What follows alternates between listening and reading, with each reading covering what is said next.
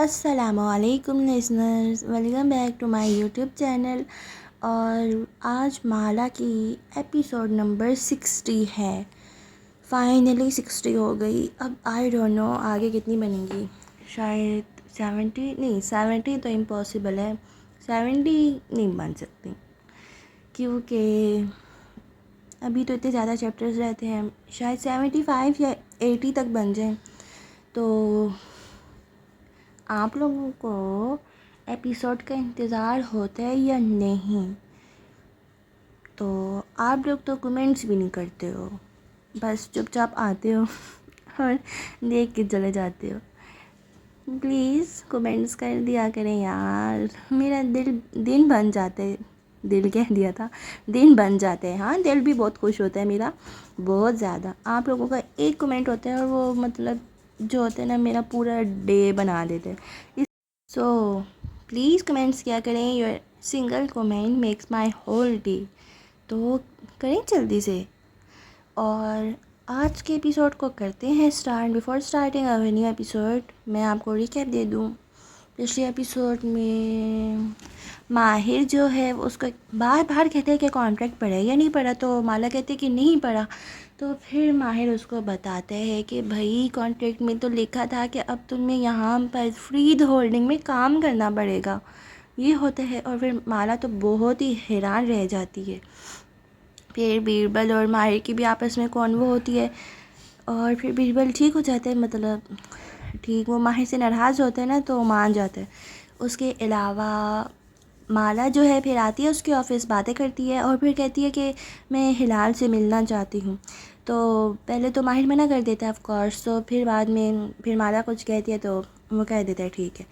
تو ہاں، کہتے ہیں بیربل کی بیکری میں ہی آئے گی وہ، بس یہی کچھ ہوا تھا۔ اور ڈیٹیل سے سننا چاہتے ہیں آپ لوگ تو میرے چینل پہ جا کے وہ پچھلے ایپیسوڈ سن سکتے ہیں۔ میں آج کے ایپیسوڈ کو کرنے لگی ہوں اسٹارٹ۔ بسم اللہ الرحمن الرحیم۔ اندر تازہ بیک ہوئی بنانا بریڈ کی مہک پھیلی تھی۔ ایک بیکر اوون کے سامنے جھکا دستانے والے ہاتھ سے ایک ٹرے باہر نکال رہا تھا جس میں گرم گرم بنانا بریڈ رکھی تھی۔ آج وہاں رش لگا تھا، شاید کوئی ڈیل چل رہی تھی۔ مالا کو وہ اندر داخل ہوتے ہی دکھائی دے دی تھی، شیشے کی دیوار کے ساتھ بیٹھی لمبے گھنگریالے بالوں والی لڑکی جو باہر کسی غیر مرئی نقطے پہ بے نور آنکھیں جمائے ہوئے تھی۔ کھلا سا سفید سویٹر اور ٹائٹس پہنے وہ دراز قد ہو چکی تھی، بچی سے لڑکی بن چکی تھی، لیکن وہ معصومیت آج بھی چہرے پہ ویسی ہی تھی، کچھ شفاف سا، کچھ پراسرار سا۔ ہلال؟ وہ قریب آئی تو چونکی، پھر سامنے دیوار کو دیکھتی اٹھ کھڑی ہوئی، ہونٹ مسکرائے۔ گلاب اور عود، تم مالا ہو؟ اس نے دایاں ہاتھ بڑھایا، وہ مالا کے بائیں کندھے کے قریب رکا۔ اس نے مصافحہ کرنے کے بجائے نرمی سے دونوں ہاتھوں میں اس کا ہاتھ تھام لیا۔ اور تم ہلال ہو؟ اس کا پتلا ہاتھ اور نرم تھا، اس میں اس نے باریک سی رنگز پہنی ہوئی تھیں۔ ساتھ والی سیٹ سے ایک بوڑھا کتا تیزی سے اٹھا اور مالا کے قدموں تک جا کے رکا۔ اس نے جیکٹ پہن رکھی تھی جس سے معلوم ہوتا تھا وہ سروس ڈاگ ہے۔ وہ دونوں آمنے سامنے بیٹھ گئیں اور مالا اپنے کافی آرڈر کر کے ہلال سے اس کی طبیعت اور حال احوال پوچھ چکی، تب کہیں جا کے وہ کتا مالا کے گرد چکر کاٹنا روک کے فرش پر جا بیٹھا، جیسے اب وہ مطمئن تھا، یا شاید تھی۔ اسے احساس ہوا کہ وہ مادہ ہے اور اس کے کالر پر اس کا نام لکھا تھا، لونا۔ لاطینی زبان میں لونا چاند کو کہتے تھے۔ کیا بدر کے بارے میں کچھ معلوم ہوا؟ ہلال کی آنکھیں مالا کے پیچھے دیوار پہ جمی تھی اور ہونٹ مسکرا رہے تھے، دونوں ہاتھ باہم میز پر باہم ملا کے رکھے تھے۔ پولیس اسے تلاش کر رہی ہے، مگر زندہ ہے، جہاں بھی ہے۔ وہ شبنم سے گفتگو کر کے تھک گئی تھی۔ اس سوال پہ دل مزید بوجھل ہوا۔ بہت دن بعد کسی نے اس سے بدر کا پوچھا تھا۔ ماہر سے جب بات ہوتی وہ اس موضوع سے اعتراض برتتی اور ماہر اس کے بیٹے کا نام نہیں لیتا تھا۔ مجھے لگا ہم ساتھ بڑے ہوں گے، کیا میں غلط تھی؟ کیا تم کبھی غلط ہوتی ہو؟ ہلال نے مسکرا کے کندھے اچکائے، وہ مسکرانے سے گال میں گڑھا بنا۔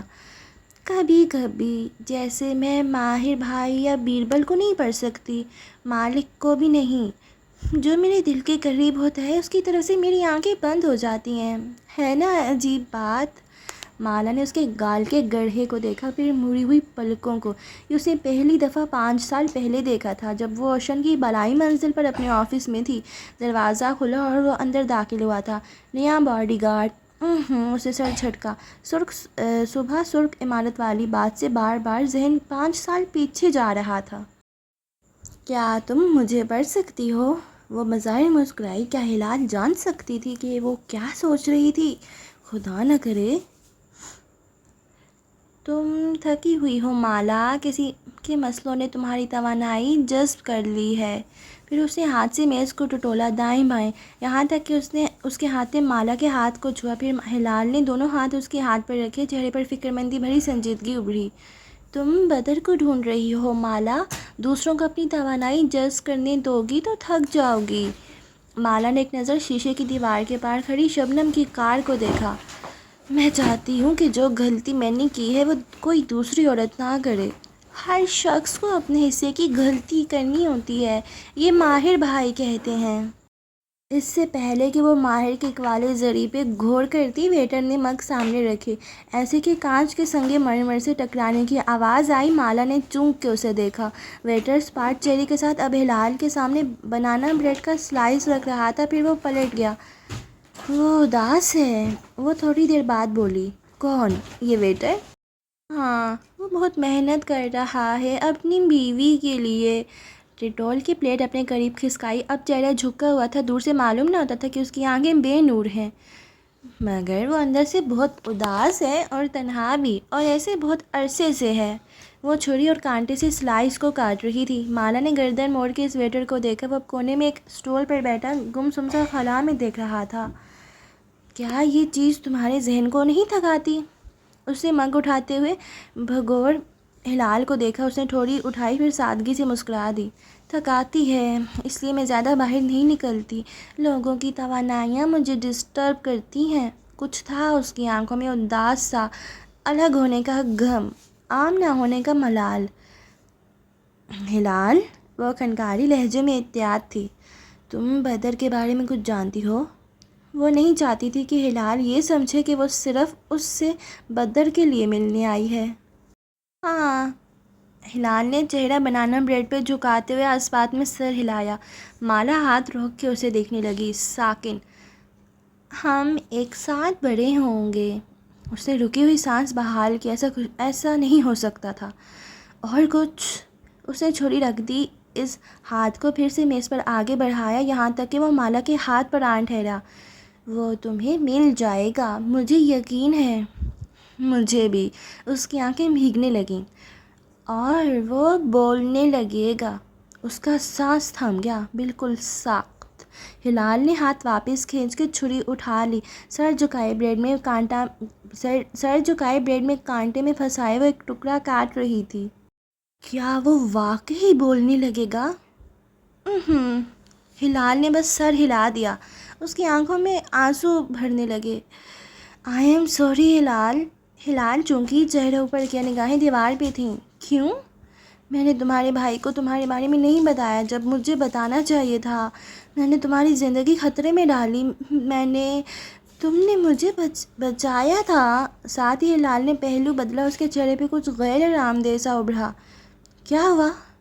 پیچھے والا انسان، اس کی انگزائٹی بہت زیادہ ہے، یہ مجھے تکلیف دے رہا ہے۔ مالا نے گردن اونچی کر کے ہلال کے کندھے کے پیچھے دیکھا، وہاں ایک مرد اور عورت آمنے سامنے بیٹھے تھے۔ مرد کی پشت ہلال کی طرف تھی، وہ تیز تیز بولتا جا رہا تھا، عورت مسکرا کے اسے سنتی بیگ میں چیزیں ڈال رہی تھی۔ پھر میں نے سوچا کہ کیوں نہ ہم ایک ویکینڈ پہ، وہ کہتا جا رہا تھا جب عورت ایک دم بولی، چلیں؟ ہاں چلیں۔ وہ اپنی بات بھول کے اٹھ کھڑا ہوا۔ ایسا صرف وہ شخص کر سکتا تھا جس کی انگزائٹی بہت زیادہ ہو۔ وہ جا رہا ہے، سرگوشی میں اطلاع دی۔ ہلال نے گہری سانس لی، جیسے اسے سکون ملا ہو۔ وہ جیسے جیسے دور ہوتا گیا وہ ریلیکس ہوتی گئی۔ تم اسکول جاتی ہو؟ نہیں، میں ہوم اسکولنگ کرتی ہوں۔ میں ایک دفعہ اسکول ٹرائی کیا تھا، وہاں مجھے سب تنگ کرتے تھے۔ دوسرے بچے؟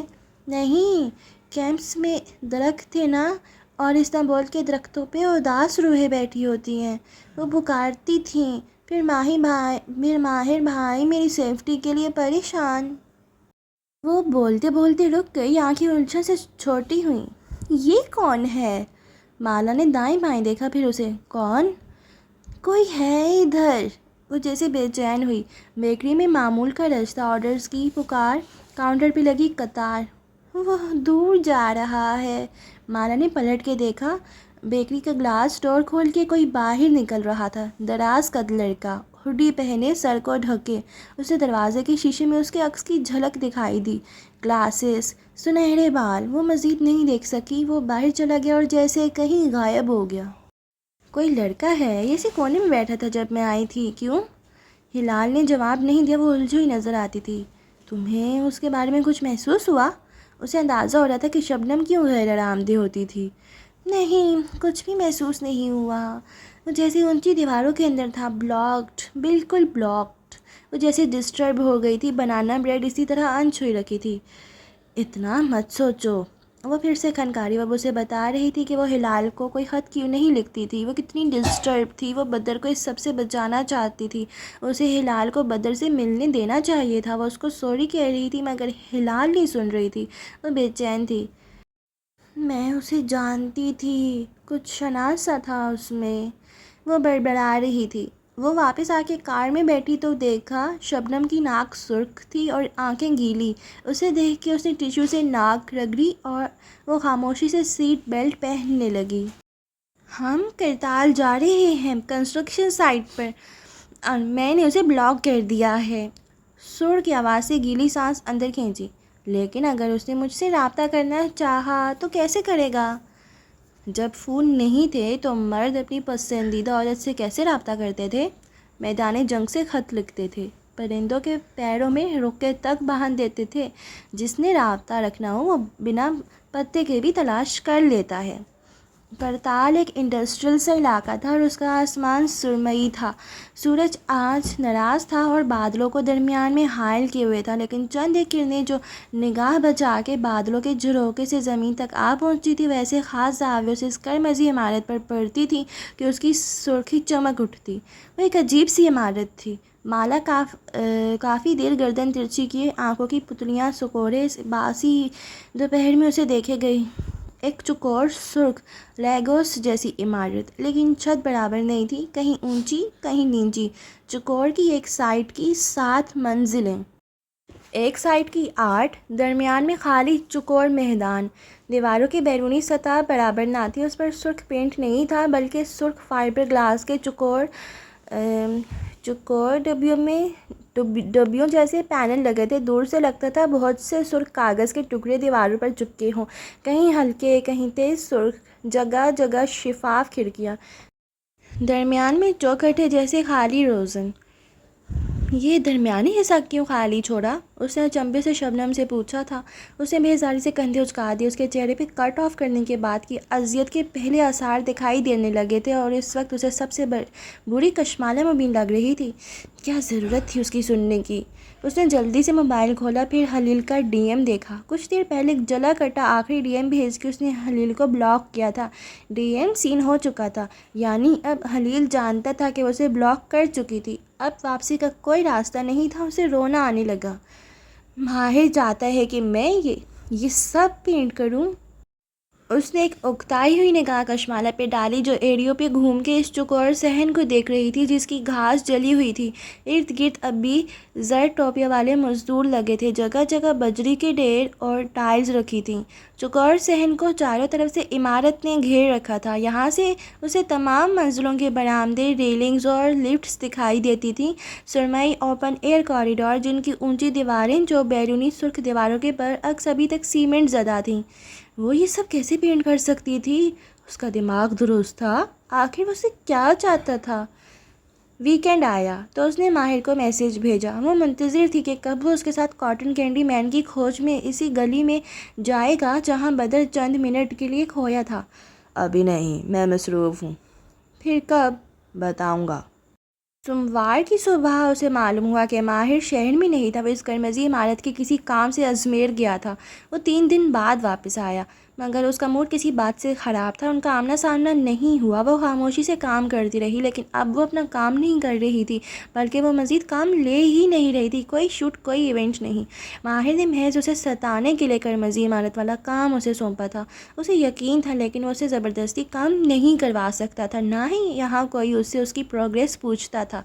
البتہ اس عجیب سی عمارت میں کچھ تھا. جو وہ کورا ٹیبلٹ لے کر بیٹھی تو ذہن میں خود بخود آئیڈیاز ابھرنے لگے.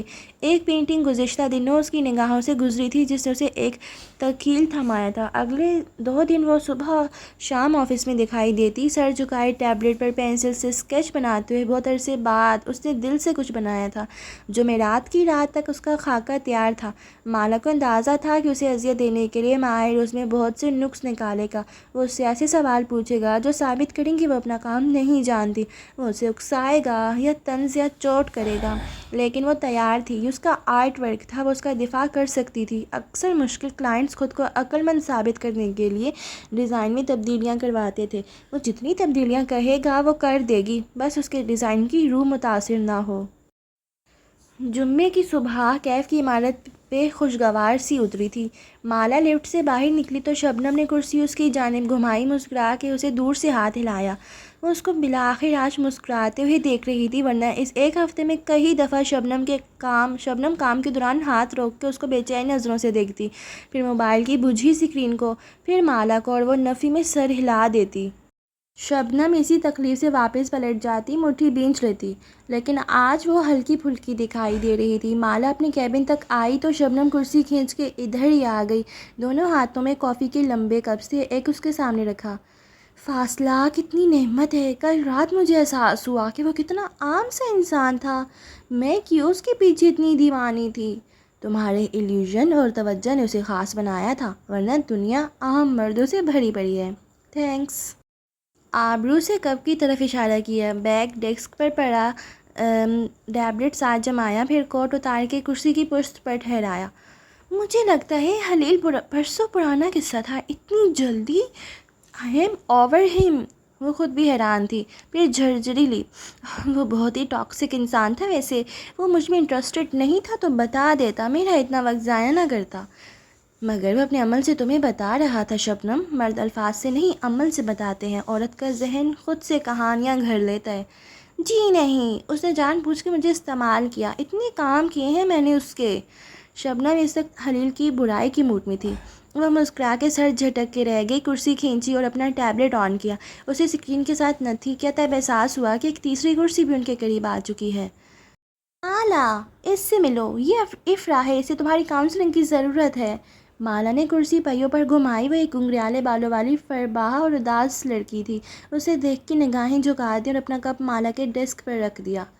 کاؤنسلنگ؟ اس نے ناسمجھی سے شبنم کو دیکھا. اس کی شادی ٹاکسک ہو چکی ہے، اس کو سمجھاؤ کہ یہ اس میں سے کیسے نکلے. شبنم قدرے جوش سے دبی آواز میں کہہ رہی تھی. وہ تینوں ایک کیبن کے درمیان میں تھیں. تمہاری شادی ٹاکسک کیوں ہے؟ اگلے چند منٹ وہ خفا خفا سی لڑکی بولتی رہی. اس کی پسند کی شادی تھی اور ایک بچہ تھا، لیکن وہ خوش نہیں تھی. جس خوشی کا اس کے نارسسٹ شوہر نے شادی سے پہلے وعدہ کیا تھا وہ اسے نہیں ملی. وہ اپنے ماں باپ کے شہر ازمیر میں رہنا چاہتی تھی، مگر وہ استنبول سے موو کرنے کے لیے تیار نہیں تھا. وہ آگے پڑھنا چاہتی تھی، جاب نہیں کرنا چاہتی تھی، اور وہ کہتا تھا کہ وہ یونیورسٹی افورڈ نہیں کر سکتا. وہ اس سے بات کرتی تو وہ آگے سے اسے گیس لائٹ کرتا. Gaslight? نارسسٹ، ٹاکسک، یہ اصطلاحات تمہیں گوگل نے سکھائی ہیں؟ وہ سنجیدگی سے اس اداس لڑکی سے پوچھ رہی تھی. افرا نے شبنم کو دیکھا، پھر اسے. اس میں نارسسٹ والی ساری صفات ہیں. کیا اس نے شادی سے پہلے وعدہ کیا تھا کہ تم ازمیر میں رہو گی؟ نہیں، لیکن تب مجھے لگا تھا کہ. یا یونیورسٹی میں پڑھانے کا وعدہ بھی کیا تھا؟ نہیں، مگر. یعنی اس نے کوئی وعدہ خلافی نہیں کی. مگر میں خوش نہیں ہوں. اس کو سمجھنا چاہیے کہ اگر میں پڑھائی شروع کر دوں تو میں اس ڈپریشن سے نکل آؤں گی. مگر نہیں، شاید مجھے اس سے طلاق لے لینی چاہیے. طلاق کے بعد کیا کرو گی؟ افرا نے پھر سے شبنم کو دیکھا. وہ قدرے بد مزہ ہوئی تھی. کم از کم دوبارہ کسی مرد پہ بھروسہ کر کے شادی نہیں کروں گی. اس نے پیچھے ٹیک لگائی اور کوہنی کرسی کے ہاتھ پر جمائے ایک ہاتھ گال تلے رکھا. یہ تو تم اب کہہ رہی ہو، مگر طلاق آسان نہیں ہوتی۔ چند ماہ گزریں گے، وہ کسی اور سے شادی کر لے گا اور تم تنہا ہوگی، تمہاری شامیں تنہا ہونے لگیں گی، عمر بڑھے گی، جھریاں آئیں گی، تم اکیلی ہوگی، پھر سے ایک نئے انسان کی تلاش بہت مشکل ہوگی۔ نئے انسان مل جائے تب بھی کیا ہوگا؟ جیسے طلاق مشکل ہے ویسے شادی بھی مشکل ہے، اسے کامیاب کرنے کے لیے بہت محنت چاہیے۔ جس سے بھی شادی کرو گی اس کی اور اپنے رشتے میں تمہیں محنت ڈالنی پڑے گی، جس سے تم ابھی بھاگ رہی ہو۔ یونیورسٹی تمہارا فرار ہے، تم یونیورسٹی جا کے بھی ناخوشی رہو گی۔ شبنم آبرو اکٹھے کی ناپسندیدگی سے اسے دیکھ رہی تھی، اس کا سارا جوش مان پڑ گیا تھا۔ شادی محنت مانگتی ہے افراح، کوئی ریلیشن شپ محنت کے بغیر مضبوط نہیں ہوتا، بالکل جیسے بزنس محنت کے بغیر ترقی نہیں کرتا، ایکسرسائز کے بغیر جسم ٹون نہیں ہوتا۔ وہ شبنم کی بدمزگی نظر انداز کے اسی انداز میں کہہ رہی تھی۔ افراح دم سادے سن رہی تھی۔ طلاق ہر مسئلے کا حل نہیں ہوتی، پھر تمہارا بچہ بھی ہے، طلاق کا ٹراما بہت بڑا ہوتا ہے، اس سے گزرنا آسان نہیں ہوتا۔ اپنے اور اس کے تعلق کو گوگل مت کرو۔ نارسسسٹ ہونا ایک کلینکل تشخیص ہے، ایک سائیکو تھراپسٹ ہی کسی کو نارسسسٹ قرار دے سکتا ہے، میں یا تم نہیں۔ اس سے بات کرو، اس کو بھی تم سے شکایات ہوں گی، مل کے اپنے رشتے پہ کام کرو، اوکے؟ اس کے جانے کے بعد وہ فرصت سے شبنم کی طرف گھومی جو سخت خفا دکھائی دیتی تھی۔ میرا بریک اپ کروا دیا اور اس کو کہا کہ اس آدمی کو نہ چھوڑے۔ اس نے محبت کی شادی کی ہے شبنم، اور اس کا بچہ بھی ہے۔ تم یک طرفہ ایلیوژن کا شکار ایک سچویشن شپ میں تھی، دونوں میں فرق ہے۔ لیکن تم نے بھی طلاق لے لی تھی مالا، اسے کیوں منع کیا؟ کیونکہ نہ وہ مالا ہے اور نہ اس کا شوہر زیاد۔ وہ مسکرا کے اپنی کرسی موڑ گئی۔ اسی پر لفٹ کے دروازے کھلے، کیبنز میں ایک نامحسوس سی خاموشی چھائی، مانوس پرفیوم کی مہک۔ وہ سیدھ میں چلتا ہوا اس طرف آ رہا تھا، بوٹ قریب آتے سنائی دیے، ان کے پاس وہ تھمے۔ مالا نے کرسی موڑی۔ ماہر رک کے ڈیسک پر رکھے 3 کافی کپس دیکھ رہا تھا۔ یہاں کیا ہو رہا تھا؟ شبنم کو دیکھ کے سوالیہ آبرو اٹھائے۔ Girl talk. اینک کے پیچھے سے معصومیت سے پلکیں جھپکائیں۔ وہ کچھ کہنے لگا لیکن پھر گہری سانس لے کر ضبط کر گیا۔ کیا کہتا؟ وہ ان کو منع نہیں کر سکتا تھا۔ ماہر بے وقت کھڑی ہوئی، وہ رک کے اسے دیکھنے لگا جیسے جانے کی جلدی ہو۔ میں پچھلے 2 دن سے اس پر کام کر رہی تھی، آپ ایک نظر دیکھ لیں۔ لہجے کو شائستہ اور پروفیشنل رکھا۔ وہ بہت تحمل اور صبر سے اس کے منفی کمنٹس اور تنقید برداشت کرے گی، زیادہ سے زیادہ وہ اس کے کام کو برا کہے گا، کہہ دے۔ ماہر آگے بڑھا، میز پر جمے ٹیبلٹ پر قدرے جھکا۔ وہاں ایک سیاہ سفید ڈیزائن دکھائی دے رہا تھا، کہیں کہیں رنگ تھے۔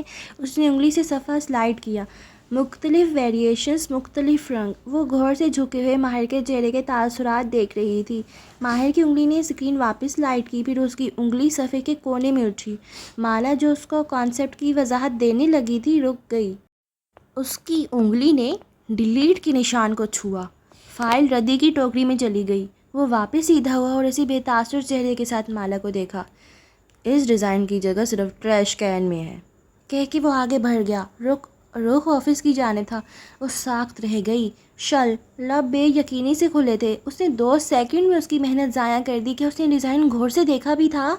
کشمالہ مبین کا چہرہ گلابی پڑا۔ اگلے ہی لمحے وہ اس کے پیچھے لپکی۔ تم چاہتے کیا ہو مجھ سے؟ ہاں، میں کیا کروں جو؟ وہ جھٹکے سے دروازہ کھول کے اندر آئی مگر زبان رک گئی۔ ماہر آفس میں اکیلا نہیں تھا، اور یہ بات ماہر کو بھی اندر جا کے معلوم ہوئی تھی۔ دروازے کی طرف پشت کی ایک لڑکی بیٹھی تھی، لمبے بلدار بال۔ ماہر اس کے ساتھ کھڑا کچھ کہہ رہا تھا۔ آہٹ پہ دونوں نے چہرہ گھمایا۔ آفس میں کینڈلز کی خوشبو سے زیادہ اس لڑکی کا فلورل پرفیوم غالب تھا۔ سوری، میں بعد میں آتی ہوں۔ وہ ایک قدم پیچھے ہوئی۔ اوہ نو، پلیز اندر آؤ، میں جانے والی تھی۔ زارینہ فرید مسکرا کے اپنی جگہ سے اٹھی۔ وہ پوری اس کی طرف گھوم گئی۔ اب وہ ماہر کے کندھے کے برابر کھڑی تھی، اتنی دراز قد تھی کہ اس کے قریب قریب آتی۔ سفید مڈی ڈریس جو گھٹنوں تک آتا تھا، نیچے سیاہ ٹائٹس اور چیلسی بوٹس، بازو کوٹ پر دوڑا کر کے ڈالے، کانوں میں چمکتی سنہری ایئرنگز اور مسکارا لگی مسکراتی آنکھیں۔ کوئی اتنی صبح اتنی تفصیل سے کیسے تیار ہو سکتا ہے؟ یہ کشمالہ مبین ہے، میں نے تمہیں بتایا تھا۔ ماہر نے سرسری سا تعارف کروایا، البتہ اس کے جسم کے سارے اعصاب تن چکے تھے۔ کشمالہ، یہ زارا ہے۔ خوشی ہوئی آپ سے مل کے، زارا۔ وہ جبراً مسکرائی۔ زارا کی انگوٹھی کی دمک یہاں تک دکھائی دیتی تھی۔ میں پھر آتی ہوں، ماہر کو دے کے کہا۔ کشمہ اللہ، تمہارا بیٹا کھو گیا تھا، مجھے ماہر نے بتایا۔ زارا کی زبان رک گئی، آنکھیں جو چوکھٹ میں کھڑی کندھوں تک آتے بالوں اور خاکی سویٹر والی لڑکی کا سر سے پیر تک جائزہ لے رہی تھی کہیں ٹھہری تھیں۔ آبرو اکٹھے ہوئے۔ ماہر نے غور سے اس کی نگاہوں کے تعاقب میں دیکھا۔ یہ تم نے کہاں سے لیا؟ زارا قدم قدم چلتی قریب آئی۔ چیلسی بوٹس کی ٹھک ٹھک لکڑی کے فرش پر سنائی دی۔ فاصلہ کم ہوا تو زارا کا چہرہ مزید واضح ہوا۔ اس چہرے پر بہت سے کام کیے گئے تھے جو اس کو خوبصورت بنا رہے تھے، البتہ بھرے بھرے ہونٹوں کی مسکراہٹ غائب ہو چکی تھی۔ میری دادی کے پاس تھا ایسا کچھ۔ وہ مالا کے خاکی سویٹر کے گریبان پر چمکتی سیاہ فاختہ کو دیکھ رہی تھی۔ آنکھیں مزید چھوٹی ہوئیں، پھر جیسے وہ چونکی انکشاف سا ہوا۔ بلکہ یہ وہی ہے۔ اس نے گردن موڑ کے ماہر کو دیکھا، آنکھوں میں غصے سے زیادہ حیرت غالب تھی۔ تم نے اسے دیا؟ ایسے اسے جیسے اچنبھا ہوا، شاید وہ تردید کر دے۔ یہ ہلال کا تھا زارا، اور یہ ہلال کے لیے ماں کی نشانی تھا، ماہر ٹھہر ٹھہر کے کہہ رہا تھا۔ کشمالا نے ہلال کو تلاش کیا تھا، اگر تمہیں یاد ہو، اسی لیے ہلال نے تردید نہیں کر رہا تھا۔ مالا ماہر فرید کے اسلوب کو جانتی تھی، جب وہ ذہن میں جمع تفریق کر کے جواب جوڑتا تھا، بہت سا غصہ اس کے اندر لاوے کی طرح ابھرنے لگا۔ مجھے یہ ہلال نے نہیں، مالک صاحب نے دیا تھا، اور یہ کئی برس پرانی بات ہے، مجھے نہیں معلوم تھا یہ کوئی فیملی ایئر لوم ہے۔ اس نے تیزی سے بات کاٹی، ساتھ ہی زخمی نگاہوں سے ماہر کو گھورا۔ اس نے بس افسوس سے سر دائیں بائیں ہلایا، جیسے اب کچھ کہنے کا فائدہ نہیں تھا۔ بابا نے؟ اور اس لمحے کچھ تھا جو زارا کے چہرے پر ٹوٹ سا گیا، اس کا غصہ بجھ کے راکھ بن گیا۔ آف کورس بابا نے دیا ہوگا، اٹس اوکے۔ وہ بدقت مسکرائی، آنکھوں میں نمی تھی۔ تم اس کو رکھو، تم پہ اچھا لگ رہا ہے۔ پھر ماہر کو ایک نظر دیکھا۔ میں چلتی ہوں۔ اس کا جواب سنے بغیر وہ بیگ سے سن گلاسز نکالتی آگے بڑھ گئی۔ مالا ایک طرف ہٹ گئی اور وہ چوکھٹ عبور کر گئی۔ تم مجھ سے جھوٹ کیوں بولنے جا رہے تھے؟ اسے اس آدمی پہ رہ رہ کے غصہ آ رہا تھا۔ تم نے سچ بول کے اس کے باپ سے ریلیشن شپ خراب کر دیا نا، مبارک ہو۔ وہ اکتاہٹ سے کہتا اپنی کرسی کی طرف بڑھ گیا۔ وہ اسے دیکھ کے رہ گئی۔ کب تک تم لوگوں سے ان کے حصے کا سچ چھپاتے رہو گے؟ ماہر نے جواب نہیں دیا۔ وہ کوٹ اتار کے اسٹینڈ پر لٹکا رہا تھا، اس کی پیشانی پر لکیریں تھیں۔ مالا نے یاد کرنے کی کوشش کی کہ وہ یہاں کیوں آئی تھی، لیکن اب وہ بے معنی تھا۔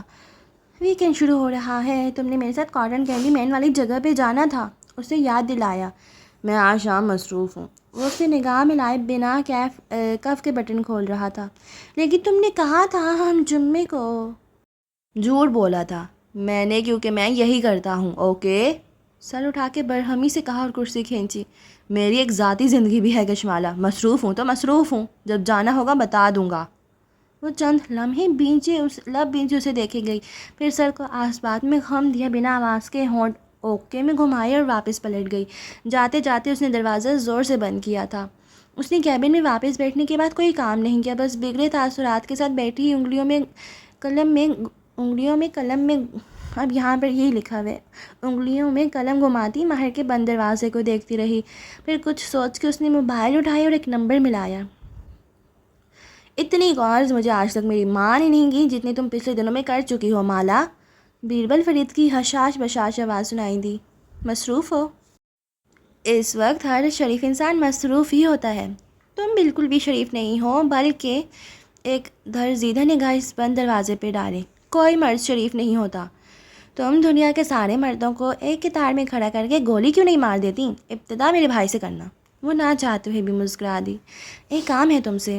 گولیوں کا بندوبست کرنا ہے؟ رازداری سے پوچھا۔ بیربل پلیز، ایک ایڈریس چاہیے۔ اب کی دفعہ وہ سنجیدگی سے سنے گیا، پھر ہلکا سا ہنس دیا۔ جہاں تمہیں جانا ہے وہ جگہ کافی دور ہے، 2 بسیں بدلنی پڑیں گی۔ پھر وہ رکا۔ اگر تم چاہو تو میں تمہارا ڈرائیور بننے کے لیے تیار ہوں، اتوار کو اکٹھے چلتے ہیں۔ مجھے آج جانا ہے۔ ڈونٹ وری، میں چلی جاؤں گی، ایڈریس بھیجو۔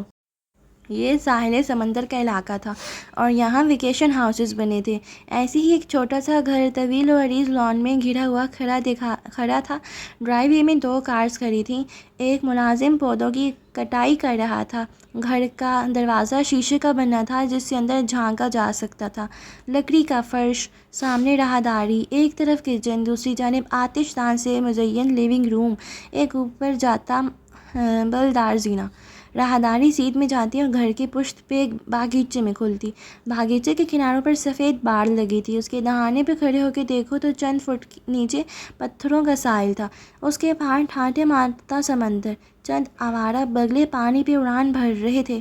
باغیچے میں ٹھنڈی ہوا چل رہی تھی اور 2 سفید کرسیاں آمنے سامنے رکھی تھیں۔ کیوں رہتے ہیں آپ یہاں؟ ایک کرسی پر زارا بیٹھی تھی، سفید چیلسی بوٹس والی ٹانگیں ایک دوسرے پر جمائے وہ گردن موڑے پانی کو دیکھ رہی تھی جو ان کے چوٹی پر بنے گھر سے کافی نیچے تھا لیکن پھر بھی بہت قریب دکھائی دیتا۔ پرسکون جگہ ہے۔ سامنے مالک فرید براجمان تھے، سفید براق شرٹ اور گرے پینٹس پہنے، اوپر گرم کوٹ اوڑھے وہ گھٹنوں پر ایک کتاب رکھے ہوئے تھے۔ کوٹ ان پہ کھلا معلوم ہوتا تھا۔ زارا نے ان کی بات پہ تبصرہ نہیں کیا۔ وہ شہر میں اس کے ساتھ نہیں رہیں گے یہ طے تھا، کچھ کہنا فضول تھا۔ آج میں کشمالہ سے ملی۔ اب بھی پانی کو دیکھ رہی تھی۔ دور افق پہ کشتی کا سفید بادبان ابھر رہا تھا۔ مالک فرید نے نگاہ کتاب سے اٹھائی اور بغور اسے دیکھا۔ کہاں؟ ماہر کے آفس میں، وہ کام کرتی ہے اب وہاں۔ اس نے چہرہ ان کی طرف گھمایا۔ اچھا۔ نگاہ واپس جھکا لی۔ اس کی گردن میں آپ کی ماں کی فاختہ تھی۔ ان پہ نگاہیں جمائے اس کی آواز کانپی، آنکھوں میں سرخ نمی ابھری۔ تو وہ کتاب پڑھ رہے تھے۔ وہ آپ نے دی تھی؟ آنسوں کی گیند زارا کے حلق میں پھنسی۔ ہاں، پرانی بات ہے، میرے لیے نئی ہے۔ زارا نے ٹانگ سے ٹانگ ہٹائی، جوتے برابر گھاس پہ رکھے، آگے ہوئی۔ وہ فاختہ مجھے چاہیے تھی، میں نے بہت دفعہ آپ سے مانگی۔ مالک فرید نے کتاب بند کی اور سنجیدگی سے اسے دیکھا۔ جب تم نے مانگی وہ میرے پاس نہیں تھی۔ جس دن رابیل نے مجھے وہ دی میں مالا کے ریستوران میں تھا، وہاں ایک واقعہ ہوا تھا، مجھے اس کی جرأت اچھی لگی، میں نے اسے وہ دے دی۔ یہ اتنی اہم بات نہیں تھی۔ کیسی جرأت؟ مالک فرید نے گہری سانس لی، چہرے کی لکیریں مدھم ہوئیں۔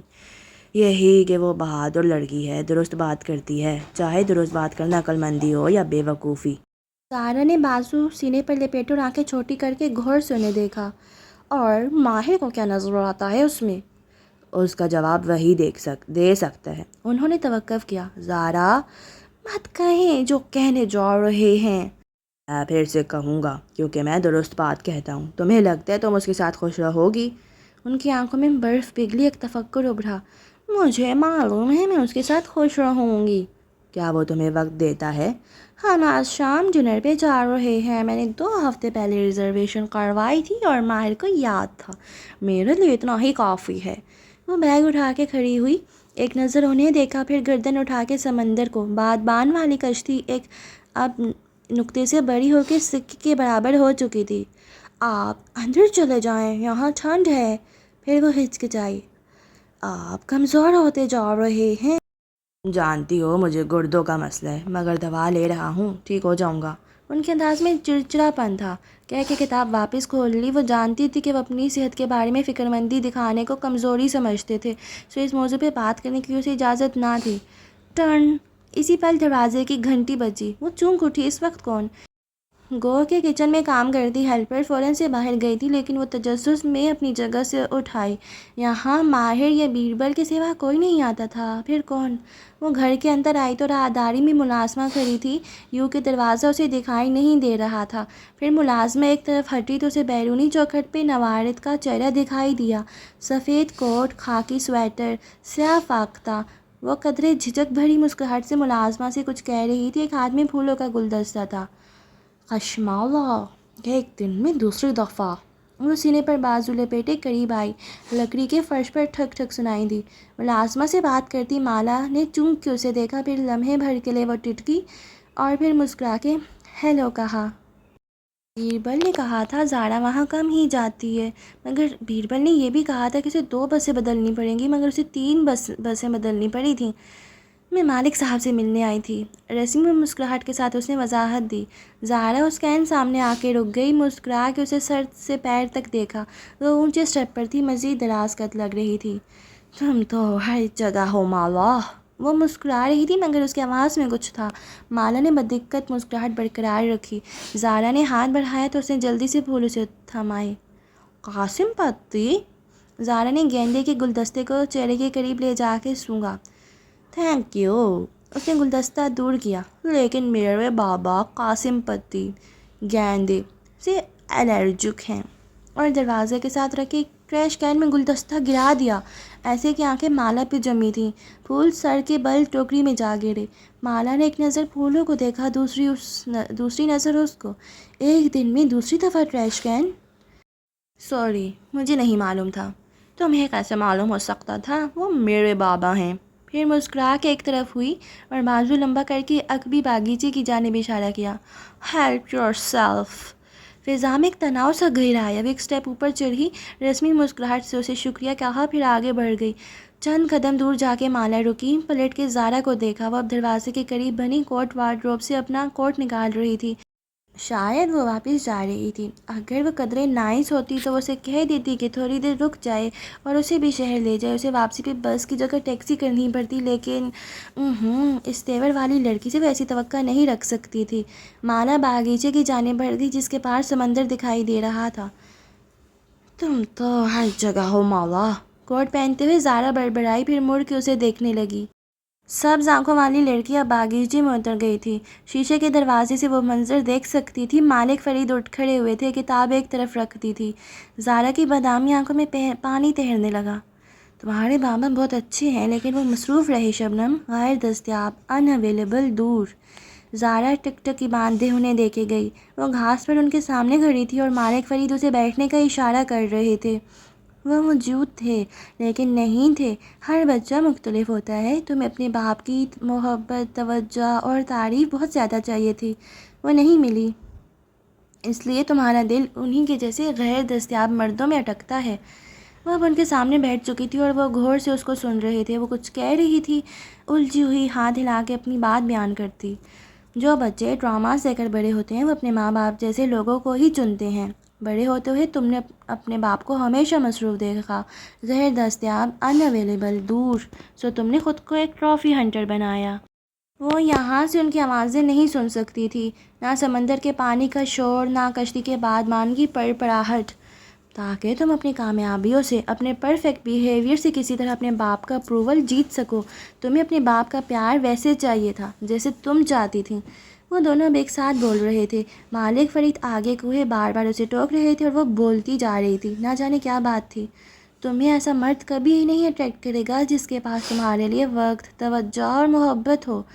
زہرا نے بھیگی آنکھوں سے موبائل نکالا۔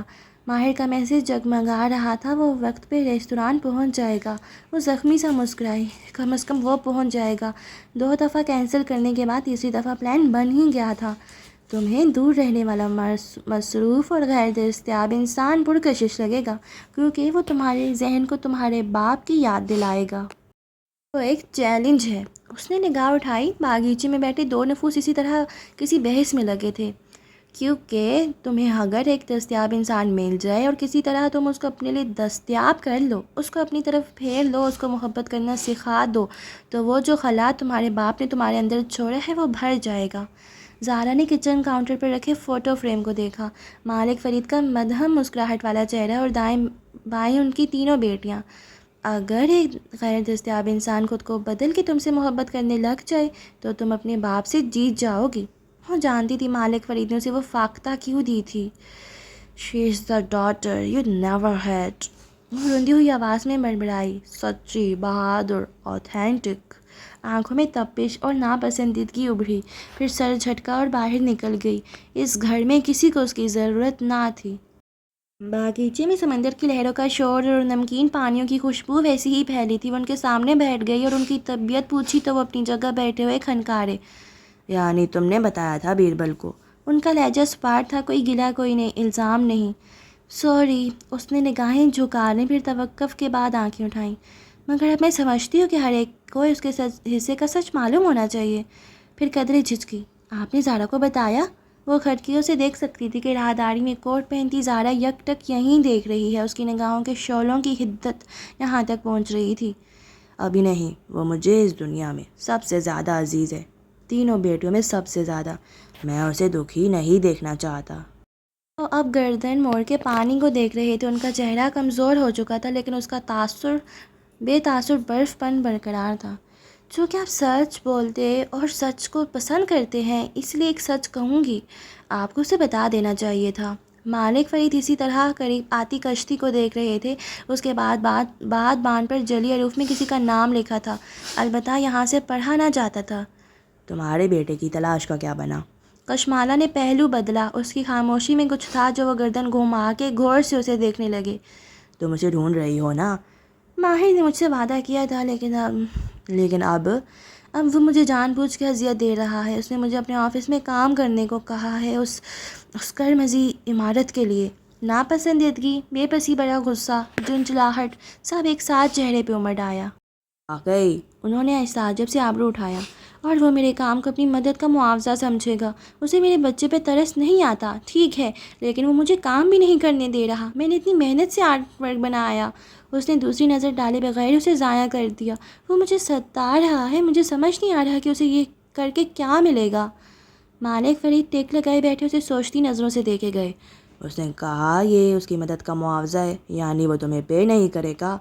نہیں، اور وہ چاہتے ہیں کہ میں ایکسٹرا گھنٹے لگاؤں تاکہ میں اپنا کوئی کام نہ کر سکوں. ایکسٹرا گھنٹوں کا پے کرے گا وہ؟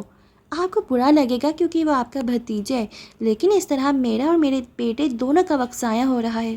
سوری، آپ نے کیا پوچھا؟ وہ بولتے بولتے رکی. ایکسٹرا گھنٹوں کا پے کرے گا وہ؟ مالا نے اس بات میں سر ہلایا. اس نے کہا ہاں کرے گا، مگر بات پیسے کی نہیں. ماہر کے لیے بات عموماً پیسوں کی ہوتی ہے. وہ پیسے ضائع نہیں کرتا. اگر وہ ایکسٹرا آورس کا پے کرے گا تو وہ تم سے کام لینا چاہتا ہے. اگر تم کمفرٹیبل ہو تو کرتی رہو، مصروف رہو گی. مالا کے آبرو خفگی سے کٹے ہوئے. ظاہر ہے وہ اس کی طرف داری کریں گے، مگر خیر وہ اس لیے ان کے پاس نہیں آئی تھی. ایک اور بات بھی تھی. اس نے گہری سانس لی، الفاظ مجتمع کیے. میرے وکیل نے مجھے بتایا ہے کہ زیاد رہا ہونے والا ہے. وہ چونکہ پھر ماتھے پر لکیریں ابھریں. کیسے؟ لہجہ تیز تھا. اس نے اس تقاضے سے ڈیل کر لی ہے. پھر اس کے وکیل نے بھی کیس اچھے سے لڑا تھا. اس کی ماں کا خط، اس کا گڈ بیہیویئر، مرسی کلنگ وغیرہ وغیرہ. اس نے جھرجھری لی. مجھے ڈر ہے کہ کہیں وہ... اس کی زبان رک گئی.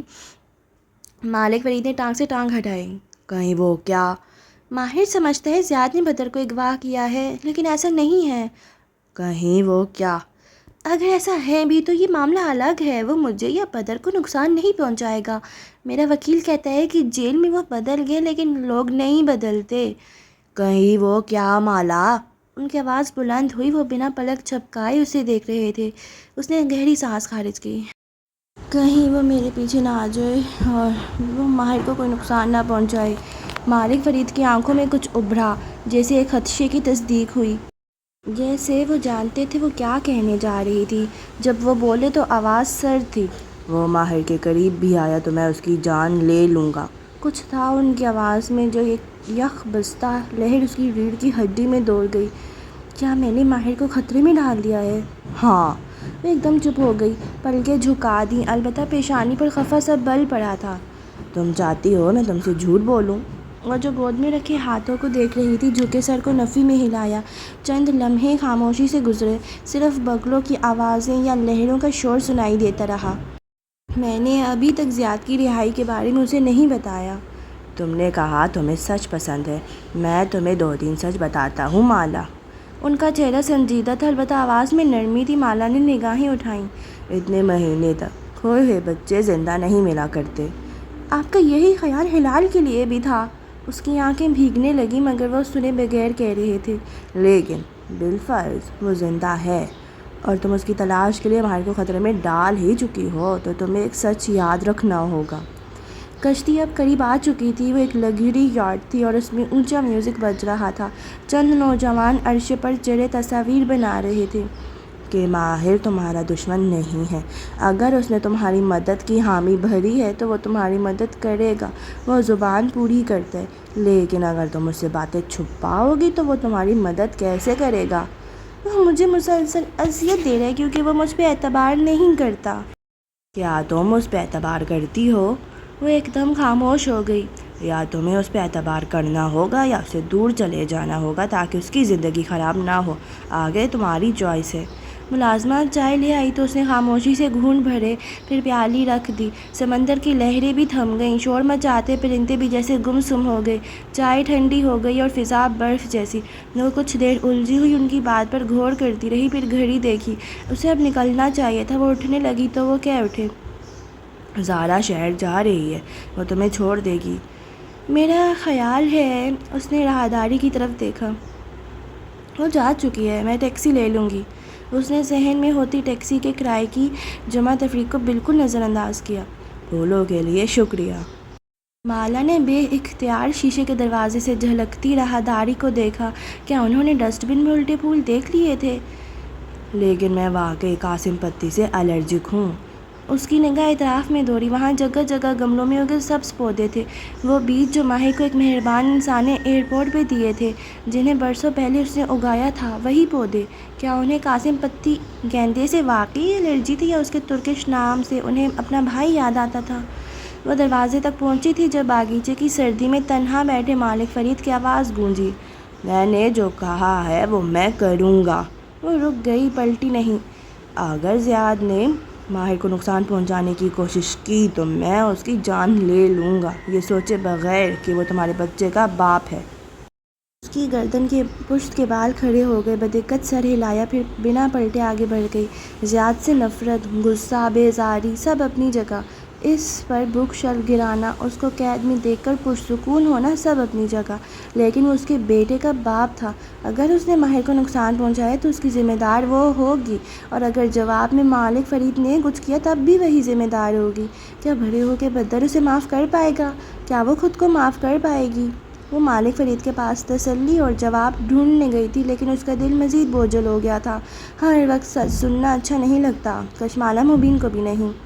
زارینہ فرید نے ریسٹورنٹ میں داخل ہونے سے پہلے وقت لیا تھا۔ چند منٹ وہ کار میں بیٹھی خود کو کمپوز کرتی رہی، بدقت ذہن سے آج ہونے والے تمام واقعات اور سیاہ فاختہ کو جھٹکا اور خود کو چند گہرے سانس لے کر پرسکون کرنا چاہا، جیسے اس نے اپنے باپ کو کرتے دیکھا تھا لیکن عمل کبھی نہیں کیا تھا۔ اب بھی دوسرے سانس پہ دھیان بھٹک گیا اور وہ سر جھٹک کے باہر نکل آئی۔ یہ خوبصورت ریستوران ترک فاتح توتک تھا، 2 مشیلین سٹار جیتنے والا ریستوران، جہاں آج کی بکنگ چند ہفتے پہلے کروانی پڑتی تھی۔ زیادہ معاوضہ دے کر بھی اکثر بکنگ نہیں ملتی تھی، البتہ اسے مل گئی تھی، اور سب سے اچھی بات، ماہر اس سے پہلے پہنچ چکا تھا۔ وہ مسکرا دی، وہ اسے نہیں دیکھ رہا تھا، وہ ایک میز پر بیٹھے سر جھکائے موبائل کے بٹن پریس کر رہا تھا۔ ریسٹورنٹ میں ہر جگہ سنہری مائل بھوری لکڑی کا کام غالب تھا، اور یہی رنگ سارے ڈیکور میں استعمال کیا گیا تھا۔ بھوری میز، بھوری کرسیاں، سرمئی گلدانوں میں رکھے سوکھے ہوئے خاکی پھول، چھت یوں تھی گویا رتن کی بنی ہو۔ جگہ جگہ گملوں میں سرسبز پتوں والے پودے دکھائی دیتے تھے۔ ایک دیوار اوپر سے نیچے تک شیشوں کی بوتلوں سے سجی تھی۔ بار کاؤنٹر کے ساتھ قطار میں اونچی کرسیاں لگی تھیں، لیکن اسے اس طرف نہیں جانا تھا۔ وہ ہال کی دوسری طرف چلی آئی، جہاں وہ ایک 4 افراد کی میز پر بیٹھا تھا۔ پورے آستین والا سفید ہائی نیک سیاہ پینٹ، اس نے لباس تبدیل کر لیا تھا، وہ بھی یقیناً اس ڈنر کے لیے۔ اسے اہمیت دے رہا تھا۔ زارا کے دل پر چھائے بادل ہٹنے لگے۔ اس کے جوتوں کی آواز پہ ماہر نے سر اٹھایا، اسے دیکھ کے مسکرایا اور اٹھ کھڑا ہوا۔ وہ میز کے قریب رکی، خاکی کوٹ اتارا جو ایک ویٹر نے بہت ادب سے لے لیا۔ نیچے وہ شیمپین رنگ کا لباس پہنے ہوئے تھی جو بھوری لکڑی سے بنے ریستوران سے میل کھا رہا تھا۔ کانوں میں سنہرے گولڈ ٹاپس تھے، گردن خالی تھی، آج گردن میں وہ کچھ نہیں پہننا چاہتی تھی۔ زارا، نہیں سوچنا وہ سب، میں تمہیں پک کر سکتا تھا۔ ماہر نے پہلے اس کے لیے کرسی کھینچی، وہ بیٹھ گئی تو وہ واپس بیٹھا۔ مجھے بابا کے پاس جانا تھا، دیر ہو گئی۔ اب وہ آمنے سامنے بیٹھے تھے، میز پر سفید اور خاکی رنگ کے رومال اور نیپکن سجے تھے۔ فضا میں سی فوڈ کی خوشبو تھی جو ناگہاں نہ گزرتی تھی۔ اوپن کچن میں شیف کام کرتے دکھائی دیتے تھے۔ مالک کے ساتھ سب ٹھیک رہا؟ ماہر نے غور سے اسے دیکھا۔ وہ فاختہ کے بارے میں پوچھ رہا تھا، لیکن نہیں، وہ اس بارے میں نہیں سوچے گی۔ ہاں وہ ٹھیک تھے، ہم آرڈر کر لیں؟ اس نے مسکراہٹ برقرار رکھی۔ پس منظر میں مدھم میوزک بج رہا تھا۔ ارد گرد بہت سی خوشبوئیں پھیلی تھیں جو ہر سانس کے ساتھ اس کے اندر جاتی اسے ریلیکس کر رہی تھی۔ کچھ دیر بعد وہ ریلیکس ہو بھی گئی کیونکہ وہ بالآخر خوش تھی۔ اس کے پاس ماہر فرید تھا، وہ اس کے لیے وقت نکال کے آیا تھا، اس کے گلاس میں پانی ڈال رہا تھا۔ وہ خوش تھی کیونکہ اس نے ماہر کو اپنے لیے دستیاب کر لیا تھا۔ گلاتا ٹاور پہ شام پھیل چکی تھی اور آسمان سیاہ ہو رہا تھا۔ یہ ایک مصروف سیاحوں سے بھری گلی تھی جہاں دونوں طرف دکانیں بنی تھیں۔ کشمالہ مبین ایک ڈونر شاپ کے سامنے کھڑی تھی۔ اس نے بال پونی میں باندھ لیے تھے اور سفید کوٹ کے بٹن بند کر رکھے تھے کہ سردی بڑھ گئی تھی۔ مالک فرید کے وہاں سے واپسی پہ وہ گھر نہیں گئی، سیدھی یہیں آ گئی۔ اسے ماہر کی ضرورت نہیں تھی، اب اسے جو کرنا تھا خود کرے گی۔ ایک شاپ کا دہانہ کھلا تھا، وہ والیٹ سے نوٹ نکالتے ہوئے اونچی آواز میں اپنا آرڈر دہرا رہی تھی۔ پنکیوں سے قریبی کافی شاپ کو دیکھا، وہ عین اس جگہ تھی جہاں بدر اسے چند ماہ پہلے ملا تھا، کاٹن کینڈی کے ساتھ۔ اس کی نگاہیں شاپ کے دروازے پر لگی سی سی ٹی وی کیمرہ پہ رہیں گئیں۔ خانم افندی کیچپ، ڈونر والا دکاندار اسے پکار رہا تھا۔ چونکہ پلٹی سر نفی میں ہلایا، پھر دیکھا وہ کسی دوسرے گاہک کا آرڈر پیک کر رہا ہے پلاسٹک شاپر میں۔ اس نے شاپر کو ناپسندیدگی سے دیکھا۔ کیا تم لوگوں نے ابھی تک پلاسٹک کا استعمال بند نہیں کیا؟ دکاندار نے لاپرواہی سے ٹھوڑی اونچی کر کے سر کو جھٹکا دیا۔ یہ اس کا مسئلہ نہیں تھا، ان لوگوں کو انوائرمنٹ کا بالکل خیال نہیں ہے، اس گاہک نے انگریزی میں کہا۔ وہ دکاندار سے اپنا شاپر پکڑ رہا تھا۔ ایسا ہی ہے، اس نے افسوس سے والیٹ پرس میں واپس ڈالا۔ اس سیاہ لمبے کوٹ والے نوجوان نے اپنا آرڈر لیا اور پلٹ گیا، سر پر اونی ٹوپی، ماتھے پر سنہری بالوں کی جھلک۔ مالا نے مڑ کے اسے جاتے دیکھا، آنکھیں چھوٹی ہوئیں، ذہن میں خیال جاگا تھا۔ خانم افندی، پکار پہ وہ چونکی۔ وہ اس کی طرف ایک شاپر بڑھائے ہوئے تھا، اس میں ایک ڈونر رول ایلومینیم فوائل میں لپٹا تھا، ساتھ چند ٹشوز عرصے تھے۔ اس نے شاپر تھاما، وہ نیچے سے گرم تھا۔ ذہن میں ابھرا خیال اندر کسی سمندر میں گم ہو گیا۔ کچھ دیر بعد وہ اپنا شاپر اٹھائے اس کافی شاپ میں داخل ہو رہی تھی۔ چہرہ سنجیدہ تھا۔ جی، آپ کو کیا چاہیے؟ کاؤنٹر والا نوجوان متوجہ ہوا۔ وہ ایک 2 منزلہ شاپ تھی، نیچے ایک سٹنگ ایریا بنا تھا، ایک گول زینہ اوپر جاتا تھا جہاں یقیناً مزید کرسیاں میزیں ہوں گی، بیربل کی بیکری کی طرح، لیکن یہ اسے کہیں چھوٹی تھی۔ مجھے کچھ مدد چاہیے، وہ نوجوان توجہ سے سننے لگا۔